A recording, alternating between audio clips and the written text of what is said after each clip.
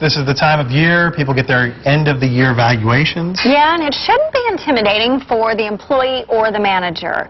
Good news, we've got 5 things you shouldn't do during an end-of-year evaluation. Joining us, President of Part-Time Pros, Carey Baker. Good morning. Thanks so much for coming in. So bosses actually get a little nervous about this. I think an overwhelming amount of managers really don't like the evaluation piece of it.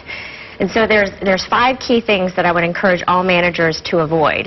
The first one is have the employees evaluate themselves. This truly is a waste of time. The employee evaluation is about them. It's about their performance. It's about their development plans for the next year.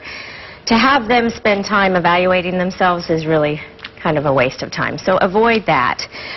Raise issues that you can't back up with examples. This is like, you know, throwing darts without a dartboard there. If you're not specific, you have to have specific targets so that they can learn from that. Because if you're that vague, it's not going to be a learning opportunity for the employee. Yeah. Another common mistake to avoid is focusing on the near term. Many times managers put off preparing for the performance evaluation, so they think about all the things that employee did over the last 3 months.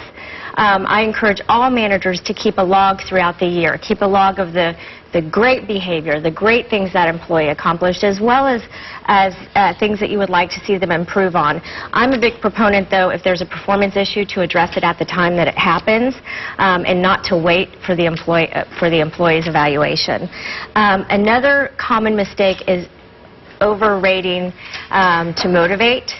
And oftentimes, this just gets you nowhere. You know, if you have an employee that did something well once, but you saw them do it poorly 12 other times, and you highlight that one example to try to motivate them, that's not what should be the focus of the conversation. It should be, these 12 instances need to be improved on, and I witnessed one time that I really thought you had exemplary behavior, and I would like for you to have that 100% of the time instead of 60% of the time. And then lastly is ignoring the previous review. The employees remember their review from last year, so it's a no-no for managers to ignore what was discussed the year before. If you guys discussed goals, if you discussed the company goals and how the employees' personal goals tied into that, don't discount what was discussed the year prior. Bring those up and talk about things that you've seen that employee has improved upon. So it almost needs to be kind of like a graph in that respect. There needs to be a line drawn from last review to this review to next review. To show improvement and to show growth. From the employee side of things, obviously, you know, if feedback is given, don't get too defensive. Take it as positive criticism that can help you as an employee grow professionally. So that's the #1 piece of advice for employees. Can be kind of hard when you're getting negative feedback, not to take it personally, not to get defensive. It can be. I also, though, encourage employees to come equipped to an evaluation with some things that they feel like they've accomplished throughout the year, things that they're very proud of, things that they enjoyed working on, projects they enjoyed working on, teams that they enjoyed being a part of.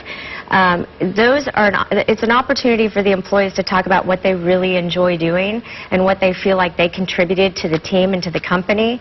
And it's a great time to kind of pat yourself on the back in front of your manager to say, hey, I really felt very proud of what I accomplished here. And maybe, you know, if your boss knows you enjoy something, you're good at something, then you'll get assigned to more of those projects next year. It opens up the dialogue for development plans for the following year. Absolutely. Carey, thank you so much. Thank you.